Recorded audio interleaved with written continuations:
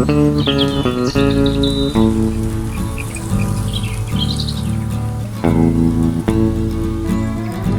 is it, Old Passage. I'm just really chuffed to be here. I've got my Vango Banshee tent, actually the side entrance one, and I've got my Whisper Light MSR petrol stove, so I'm going to be cooking sweet and sour chicken and rice. I've got 2 Roman beers, well, Italian, they're Peronis, so I'm really looking forward to that. I've actually brought my seat along as well, so I can sit out. I was banking on it being a nice evening, and it's absolutely lovely. I'm going to take my bike along there, and then start walking along the edge of the river, put my tent up along there somewhere. I thought there might be more people here actually. I thought that was still a pub. I know it's a cafe, I thought it was a pub as well. I expected that to be heaving this evening, not quite sure why it isn't. The pub I came past in Arlingham village, back there about a mile or so, there was loads of people outside, you know, just enjoying a lovely spring evening. And of course got loads of sort of wolf whistles and all that. I've said this before, when I wear this Roman outfit, I actually quite enjoy all the attention. I think I might actually be a closet attention seeker. So that's why I'm going to head along there where that chap's coming along. And I've just checked the time and it's 6:15. Probably ride along there actually, yeah, I think so. And then just drop down onto the grass. The Severn way. Change of plan. You may see this footpath is quite raised, like a levee. Could call it an agger actually. Down there I keep seeing puddles. I've just walked down there, and even when there's no puddles, it's very, very boggy. So whether that's the rainwater we've had or the Severn really does come up here, I'd imagine that's what this levee's for. Camping down there is not going to be possible, so I'm going to go this side. But you can see all these wildflowers here, so I've obviously got to make sure I'm nowhere near those. I want to get to one of those grassy bits, but I don't want to walk across the flowers, so I can just see a gap across there, maybe come back, discreetly camp over there somewhere. So a nice spot, but not what I'd planned. So I'm on the landward side of the levee along there. The Severn would be over the other side. It's just far too boggy to be down there. So I had to walk quite a long way along, sort of do a V and come back, because I didn't want to walk across these wildflowers. And I started thinking, is this vehicle tracks or is it just footpath? I think it's footpath, but there did look like a gravel path along there. There's a farm gate here, but you can tell that hasn't been open for a long, long time. I'm just going to set my tent here back a little bit. So if this was vehicles along here, and as I said, I don't think it is, but if it is, I'm going to be safely back there. And I would hear it if it came anyway, so I'd be able to let them know. But I think this is going to be the best I can do. Gosh, I'm just looking back at the hills, look, in the distance where I came over. Wow. The Cotswold Escarpment. I've been up on most of the day, climbed up to it much further south on the other side, been running along it most of the day, and then dropped down off it steeply at Foster Hill along here. The Cotswold Escarpment, or an outcrop of the Jurassic coast. Dorset that way, North Yorkshire and the North Sea that way. Just starting to unload my bike and get things organised. So I've got my FE active chair. That'd be nice for this evening, just sitting down there with a beer and some food, watching the sun go down over the Forest of Dean. Got a German Army ground sheet out just to start layering my stuff on as I unpack my bags. I'm going to probably put the tent about here. Just go around and scuff all the ground up, make sure there's no sharp twigs or hard stones, anything like that. I've got the Banshee erected. I like it because of its side entrance. You can have this either side open. Not a massive vestibule, but I don't really want that. There is quite good storage either end. There's internal pockets. So I've got my Exped Sinmat UL7. That's pretty much my only sleep pad. Very thermally efficient. I'm going to inflate that with one of these electric pumps. Now, I've seen people use these, some of the people I follow, and they use it once or twice and then they go back to using those compression sacks, where I just can't figure that out. My compression sack is awkward. To be honest, it's more trouble than it's worth, and all it does is inflates your sleep mat. This inflates it, deflates it, and if you hold that on, you've also got a light there, even brighter, and an emergency flashing red light. And there you can hang it up in your tent. So it's your tent lamp. It is 3-in-1. It's your tent lamp. It inflates and deflates your mat, so it almost shrink wraps it the next morning. I cannot understand why people use these once or twice and then never use them again. To me, this is a game changer. And it's also USB chargeable as well. So if it was to lose its charge, I'll just plug it into my power pack. Anyway, I'll show you how it works. It's basically just a mini micro pump. If I press it a couple of times, it's sucking the air in there. That's the inlet. And then it forces it out through there. Can you hear it?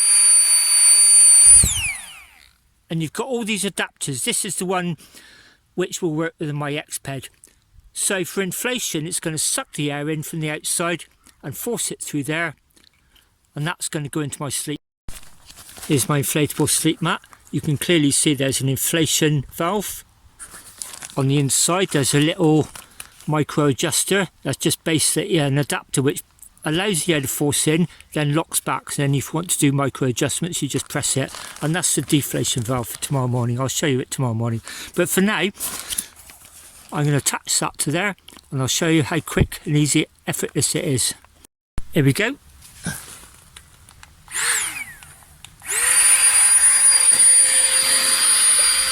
I can just carry on doing other things while that inflates. It'll be about a minute and a half.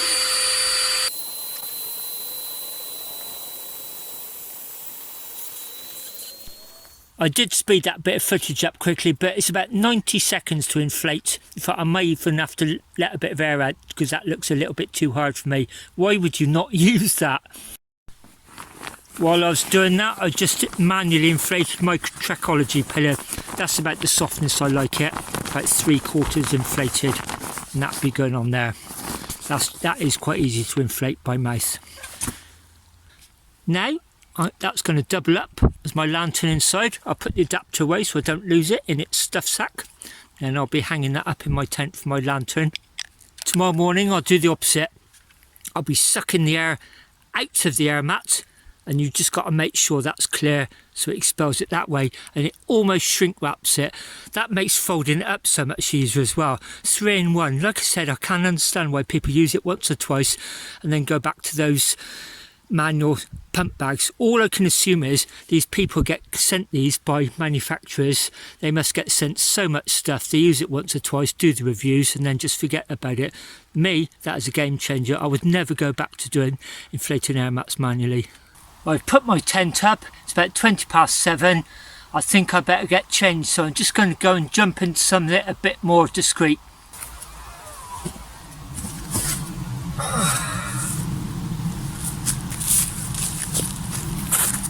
That's my home for the night then. Quite cosy. I'm so glad I bought the chair. And the canvas bag for the chair just has so much capacity in it. I can just put things like the tent pegs, the poles in there. It allows me to fold the tent up much smaller. And I've got things like the pump in there, my glasses, contact lens solutions, that sort of thing. I'm going to start preparing my sweet and sour chicken. I'm going to phone my darling wife, then crack open my first beer. It's cooling down now. I'm all changed, ready to start cooking. So here are my weapons of choice. The stove I'm using today is going to be the MSR Whisperlight petrol stove. I'll show you me priming that and getting it hot shortly. It's got a windshield. 2 pots, one will be for rice and one will be for water, coffee, washing up, etc. My trusty frying pan. Table with the rice on, my cup ready for some beer, 2 Peronis, 2 bottles of Co-op still water, Morrison sweet and sour sauce, Co-op sunflower spray oil, collapsible cup, spatula, plate which I'll be washing down with boiling water before I eat off it, my chicken breasts I'll be cubing shortly, knife, remains that fizzy drink I had at the co-op and another bottle of water. So I've got plenty of water and obviously lots of hand washing, hygienic stuff, you know, handling fresh meat. Anyway, let's get this primed first of all. That's what I think what puts a lot of people off with petrol stove is they flare up a little bit. It's perfectly normal. First thing I need to do is pressurise the fuel, give it about 20 pumps, just until you feel a little bit of resistance. That's about it now. I can just feel resistance, yeah. Then just open the tap and just let a little bit of fuel spill onto that tray there. You'll hear it hiss. You want enough, but not too much. There you go, I can see it. Just a small pool of petrol in there. That's going to flare up quite a lot in just a second. Here we go. What you need to do really is get the heat shield around it quite quickly. So the fuel pipe is going to be heated there. So it's going to turn this liquid into a vapour, a gas. You give it about 20 seconds or so and that flame will start dying down, going blue, and you'll hear it hiss, and that's when you need to start opening up the fuel pipe. I can hear it starting to hiss. Flame's starting to die down now. I can hear it hissing. I'm going to open up the fuel pipe. And sometimes it needs a little bit of help with some more prime pumping. There you go. Really nice hot blue flame. It's on the heat shield so it won't scorch the ground. It reflects all the heat back up. And then put this over it. I'm ready to start cooking.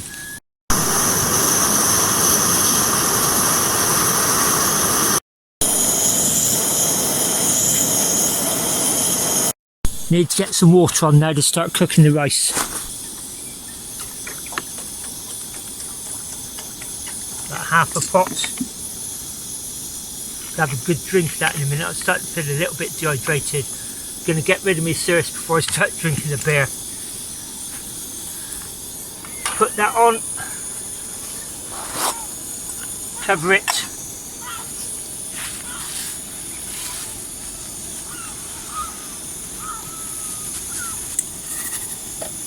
Then add the rice.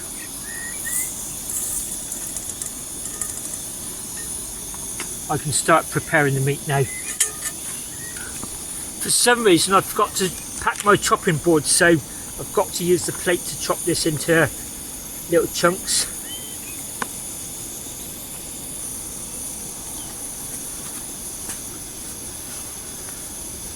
So I've chopped the chicken. What I'm going to do, because I had to use the plate to chop the chicken, I'm going to get down to boil, give it a couple of minutes, heat the oil in the pan, put this in there, just get it starting to brown, then I'll boil some water and really boil this plate before I eat off it. As I said, plenty of food hygiene as well. Oh, there you go, boiling already. Going to just prepare the pan.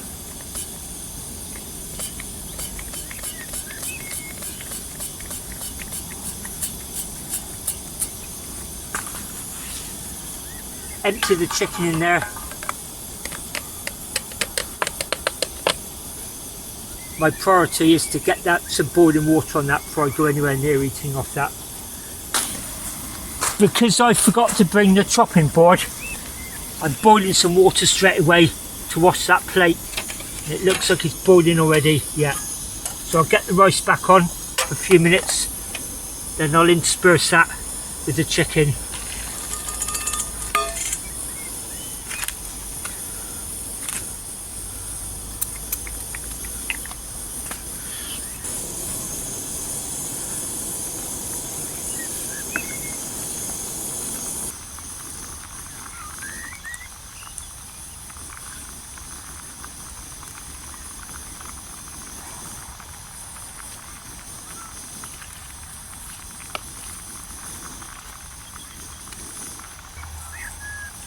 Plenty of really hot boiling soapy water on that plate, ready for eating.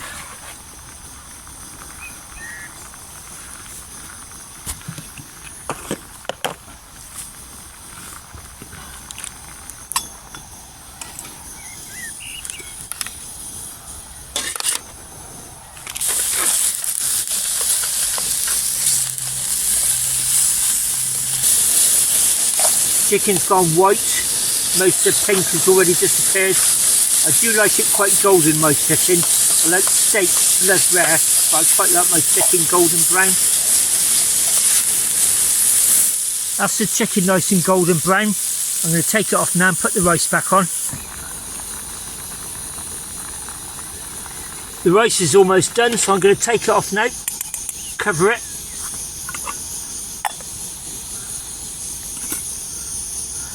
Get the sweet and sour sauce.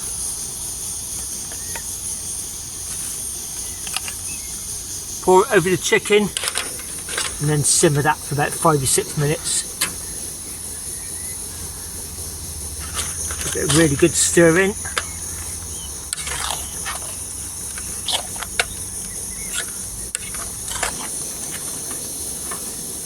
Give this a simmer for about 5 minutes, by which time I think the rice will have finished cooking itself in the pot.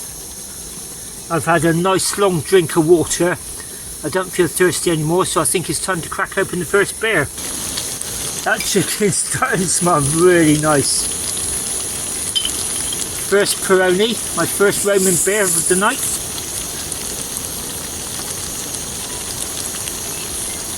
And I don't drink out of bottles or cans. Cup. Cheers.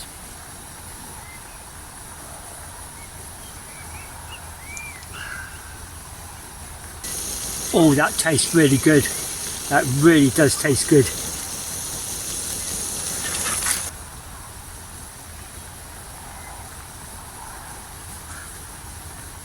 There we have it, sweet and sour chicken on a bed of rice with a bottle of Peroni to wash it down with. I'm going to really enjoy this and think back over the day. Bon appetit.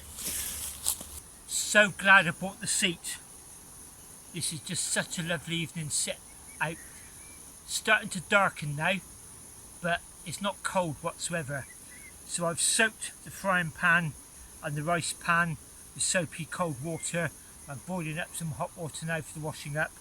I'm just going to enjoy my evening meal with my beer and just sit back and think about Marguerite's 543 today. Bon appetit.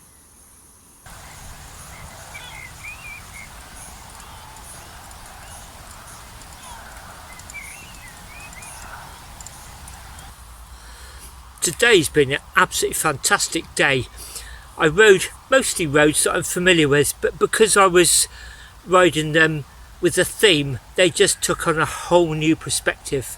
I know I keep saying this, but really it felt like exploring new territory because I was visiting it with a different sort of purpose. I'm looking over the other side of the Severn behind the camera, and I keep hearing a train go along, and every now and again you'll see all the lights of a passenger train. When I rode that road, Marguerite 60A, the A48 in effect, up to Newnham, which is right opposite Arlingham here, which is where Marguerite believed the Romans crossed. I did say just north of Newnham when I turned off and started heading up to the outskirts of Gloucester on quieter roads. I may come over here one time and just do a little bit of station hopping on that line. Well, I went home and thought, yeah, I like the idea of that because I've got a senior rail card now. When I looked, the only station between Gloucester and Chepstow down there is Lydney. That's what I might do sometime. I'll probably have to get a train from Bath over to Severn Tunnel Junction and then head up towards Gloucester and just get off at the only stop after Chepstow, Lydney, and do a bit of exploring that way, then maybe head back to Chepstow or up to Gloucester. I haven't decided yet. I quite like the idea of that. I did notice there was a heritage railway at Lydney, and also there were lots of little tracks down to the riverbank as well, and I just felt I wanted to explore that a bit more, so that's an upcoming trip.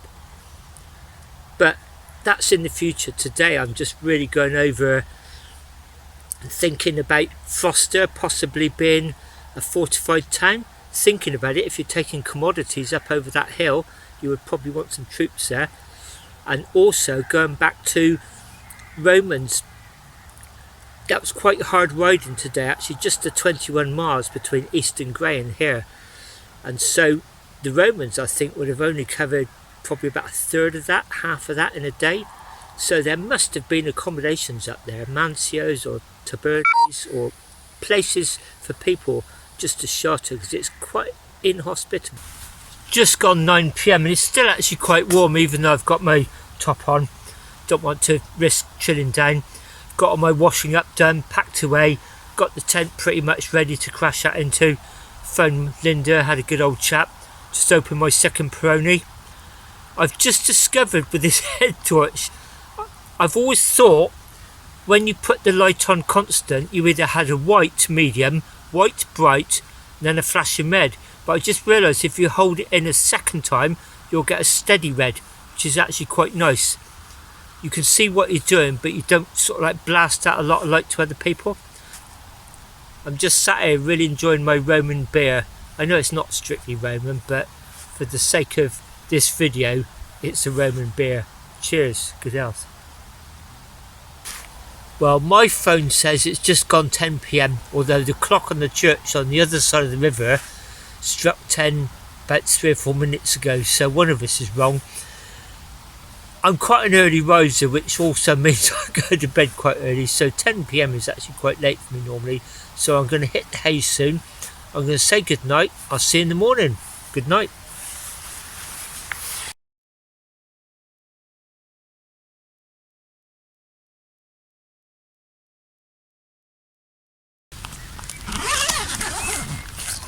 Hello, good morning.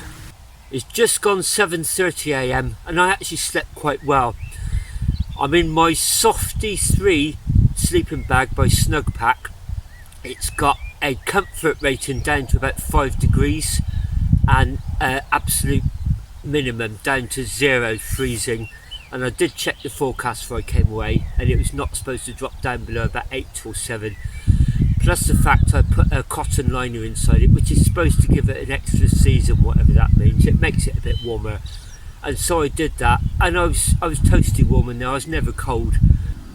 The only time I did get cold was the inevitable when I had to get out in the middle of the night, and that was bang on 2 o'clock, because I know that because the church was chiming 2 a.m.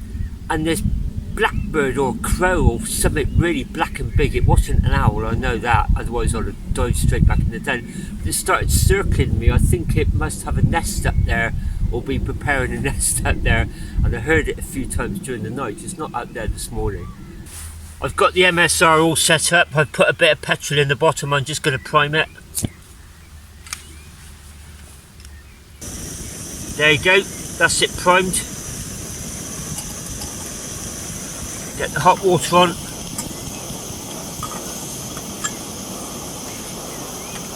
Get the windshield around it.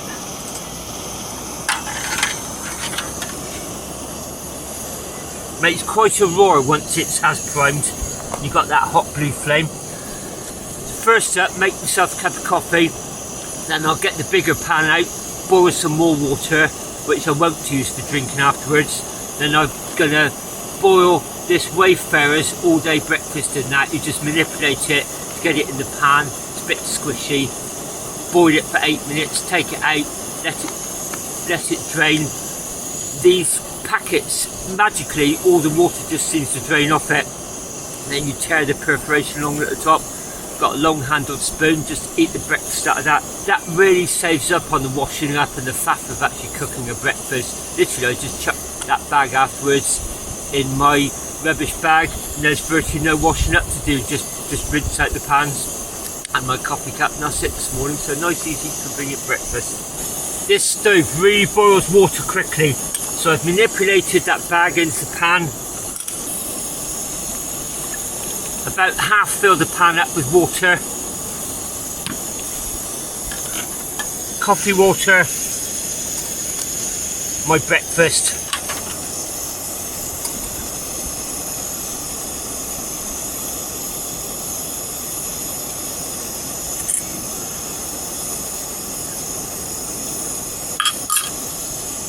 Great start to the day at this lovely spot. That's now 8 minutes that's had to boil, so I'll take that off. Topped up the hot water for more coffee.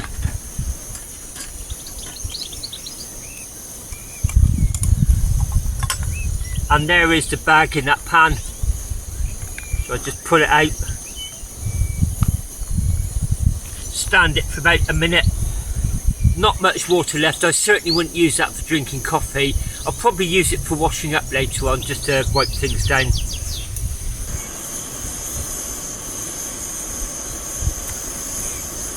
Okay, that's a minute.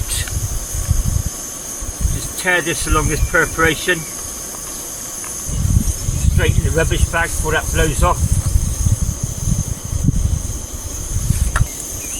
Oh, the smell's great. Water's boiling already. That is so powerful, that stove. You need to give these a really good stir. The steam's flooding out of it. And the bag, I would say, is between a third and half full of this, really. Beans, sausages, bacon, eggs.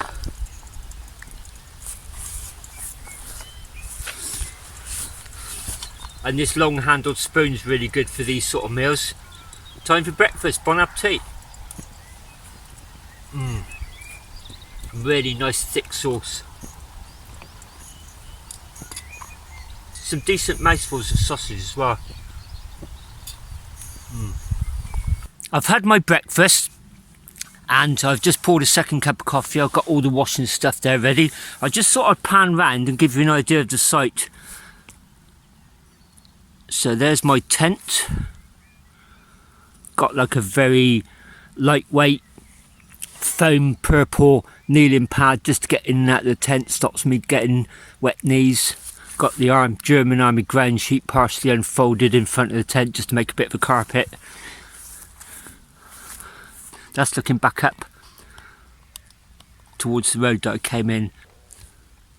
I've zoomed in a little bit. You can see all these wild flowers here, this meadow. I didn't want to come from that raised levee across here. I went a few hundred yards down and then came back in almost like an arrowhead shape. There's Newnham and that lovely church. All the hills of the Forest of Dean in the background. That's what I was sat looking at last night as it got dark.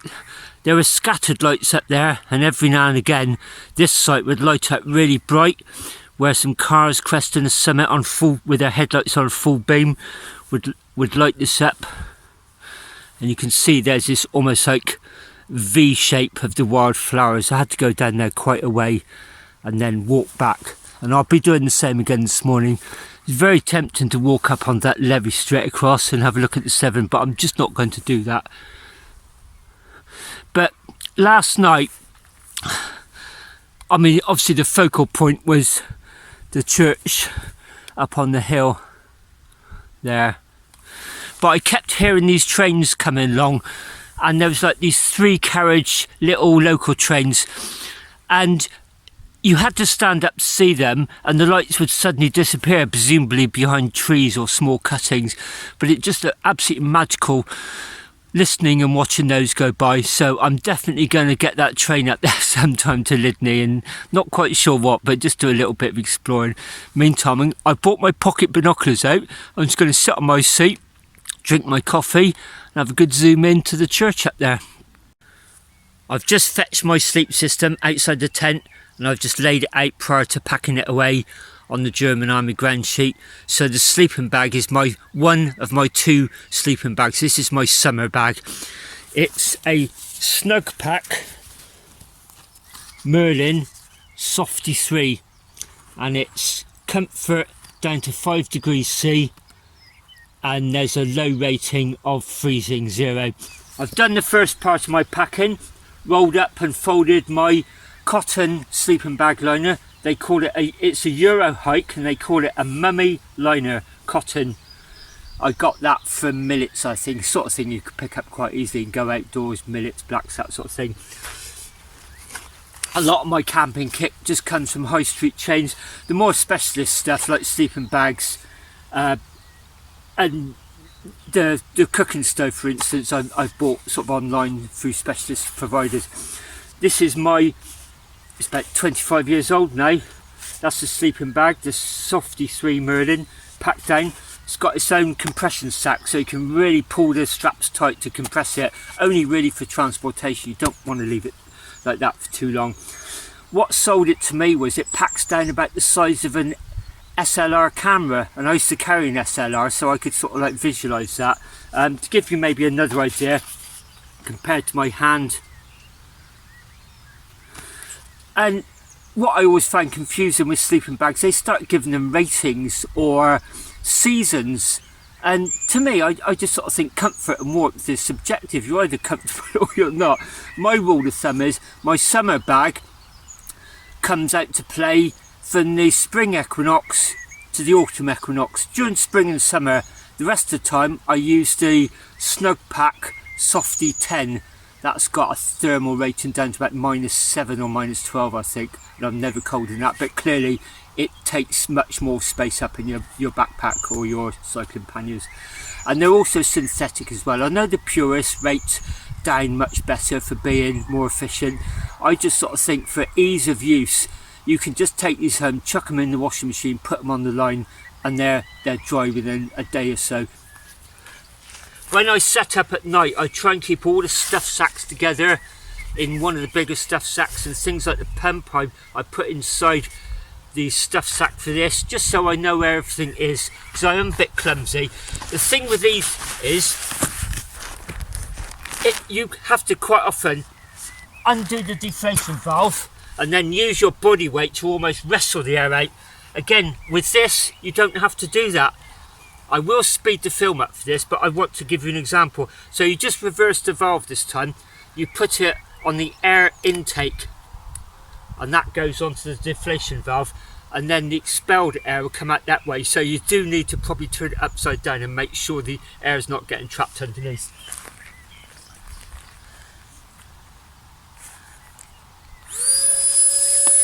If I speed it up, hopefully you'll see it almost shrink wrap, and it just makes the packing so much easier.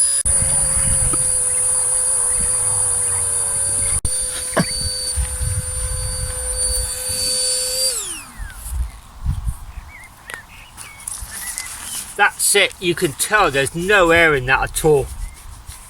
And that's not bird mess, by the way, that's glue. I had to mend it, I punctured it on doing a 400km DIY Audax. I slept in a bus shelter and I punctured it, so that's just a sealing glue. So that's now going to be so much easier to roll up and get in that. As I always do, I've got changed into my cycling kit as I start to get my packing ready, so you can see things in piles, sleeping stuff at the top, clothes, bit of recharging, toiletries, glasses, contact lens kit, that sort of thing, towel. These are my pots and pans then, so they're cheap steel ones. I don't bother with the expensive titanium, I just figure they're going to get scratched and scuffed. I can just buy a new set every couple of years. The smaller fits inside the bigger one quite easily. I just stuff that with a J-cloth and a rubbish bag. That goes on top, and then I just stop any rattling with the sponge, and then it's ready to start banding up. There you go, can shake that and there's no rattling whatsoever. Just some good old Royal Mail elastic bands, 2 across the top and 1 around the handles. Then it'll go in its what is it, a Vango 1-person cook set stuff sack. That's ready to be packed. And then there's my collapsible washing up bucket and my collapsible cup. They fold down really easy, look, I'll show you. Voila, they can go inside each other. You can see I start condensing things down quite nicely. Next up is the MSR Whisper Light. The heat shields just fold up quite nice and flat. And they're going in its stuff sack. Hey presto.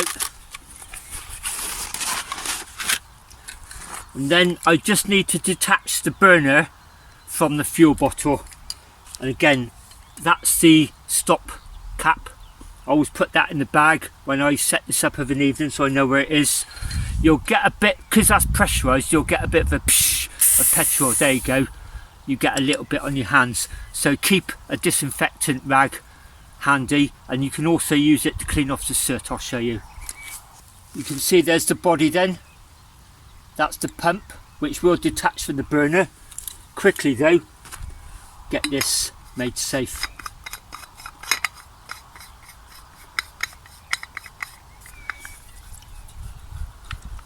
and that's like one of those medicine lock type tops. You gotta press it down to untighten it so that can't come loose, but I always keep it upright in the back pocket of my panniers anyway. Next up, you just need to release the pump, which goes like that. Press it down and then it comes apart. I'm just going to lay that out now to let any moist petrol just evaporate. Turn the handle off. The good thing about this is there's a jet inside. If you just shake it, you'll hear like a little pin which is used to keep it free, because it can soot up. Can you hear that? That's just a basic bit of maintenance. And then there's a really thick wire through there. They give you a tool, but I tend to do it at home with pliers. You just pull that out a couple of inches and push it in. It's serrated. It's quite almost like a very thick brake cable, and that just basically scours and scrapes the tubes to stop it sooting up. But that's the on-the-road maintenance. That's as simple as it is. Just shake that and that should keep the jet open with a very, very fine needle. I did get a little bit of spray of petrol as I undid that and released the pressure, so I just wiped my hands down. But you can see there's a little bit of soot build up on here. This is all I do, wipe it down.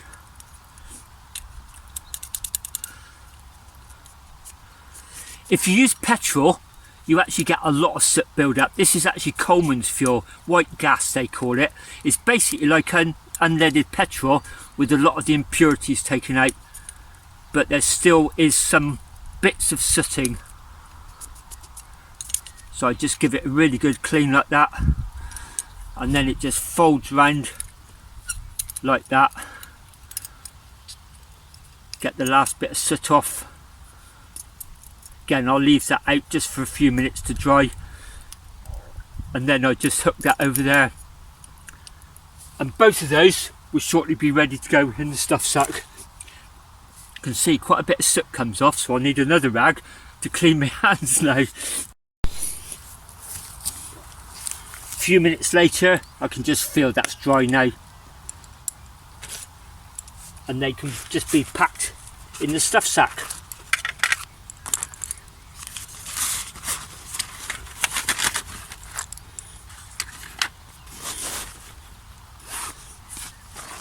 And that's it, less than the size of an outstretched hand.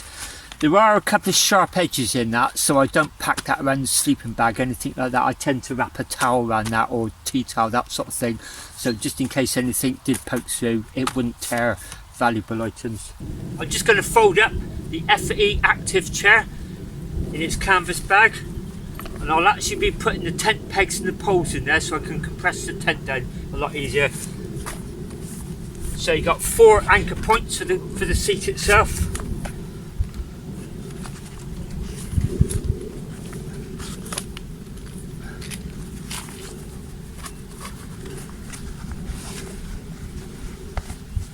That's going to be folded up and put in there. And then this is all nicely tightly elasticated. It's a bit like a Chinese puzzle. Comes apart really quite easily. It's easier to actually erect it, because when you release the tension off the elastics, it sort of wants to go into shape.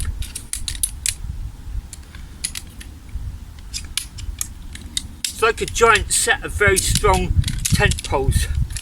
The only thing I'd say with this is you get those rubber pads at the bottom of the chair legs. There's 4 of them.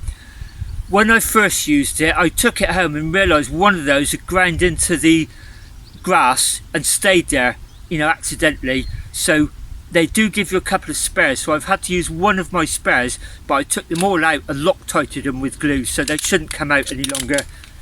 And then that's just going to fit in the canvas bag. Folded it into its bundle, held it together with an elastic band. That goes in there. Also folded up the canvas as well.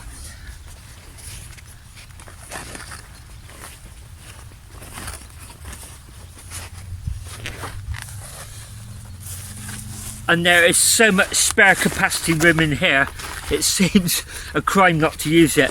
So I put the tent pegs and the tent poles in there, and that pump anything else that'll fit in there. You've got all that space, you might as well utilise it. And it just means I don't have to roll the tent up there. I can just compress it in its stuff sack. It's designed to be compressed, not long term, just for travelling, but it makes packing the tent up much easier. And also, you've got the luxury of a chair when you get to camp. Another bit of kit I really like is this Cascade Wild ultralight folding table. It is ultralight, literally you can hold it up with a pinky. It's just like almost corrugated, shiny laminated cardboard. And it just literally unfolds like that. There's some Velcro to hold it in place.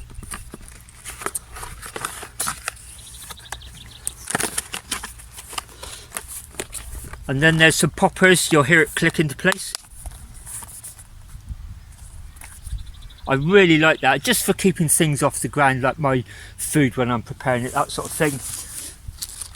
Put that in the bag that it came with. And then conveniently it folds up round about the same size as that, and they can just be shoved down in the back of the pannier together. Two really useful bits of kit. Okay, so I'm now going to drop the tent. I'll take the poles out, put them in their stuff sack. I'll take the pegs out, put them in their carrier bag, and then I'll put them both in that canvas FE active chair bag. And then I can just scrunch the tent up and put it in its own stuff sack. It's even got compression straps. You see, very easy to get down. Look, I'll show you how quick it is. There you go, what did I say, down in a jiffy. What I like about this is whoever designed this has clearly thought about it. It's not full of high spec. I don't know what the weight is, I don't know what the waterproof is, I don't really care. It's waterproof, it keeps the rain out on the few times it has rained with me. But I'm going to take it out and air it when I get home anyway, for just ease of getting it down, especially without the tent poles. The tent poles and the tent pegs are in that canvas bag. It's got two straps.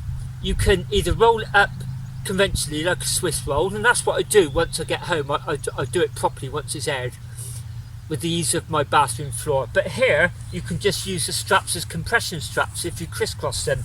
As I said, whoever thought this out has been camping and they've made this as easy as possible. I've compressed it down, now you can just literally manipulate it to get all the air out. You see it isn't much bigger than an ordnance survey map, and I can scrunch that down in the bottom of my panniers, which I'm just about to do. Okay, that's me ready to go. I've had to double bag my rubbish because the inner bag had a hole in it. It looks bulky because there's 2 beer bottles in there, plus I've had to scrunch up the plastic bottles. So I've got the bungee strap ready to bungee that to the back of the pannier rack. It may not be clear this morning, there's quite a few wildflowers along here. I really don't want to go straight across, so I'll be going along there like in an hour ahead and then coming back on myself. Okay, the garments are all fired up. My rubbish is firmly bungeed to the back of my rack. Done a quick sweep. Absolutely no trace whatsoever, just a slight bit of flattened grass. That'll kick back up within a few days. Right, off this way.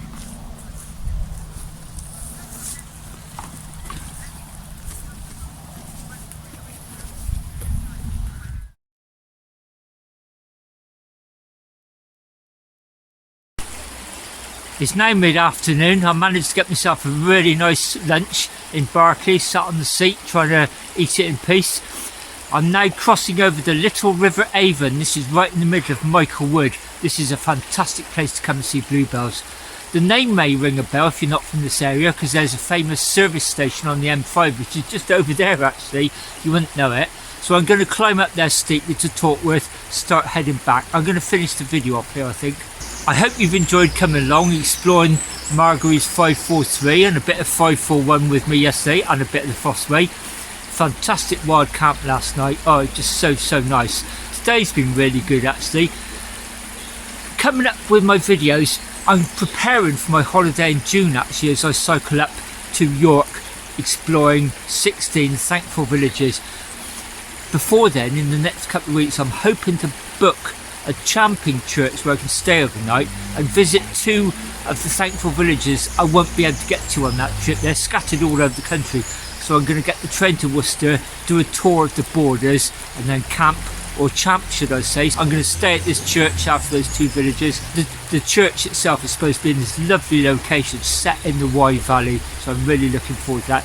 It'll be train to Worcester, train back from Tewkesbury, and I just hope it's going to be it should be a fantastic experience. So whether that's the next video or not, I'm not sure, but in the meantime, thanks very much for watching. If you got this far, see you soon.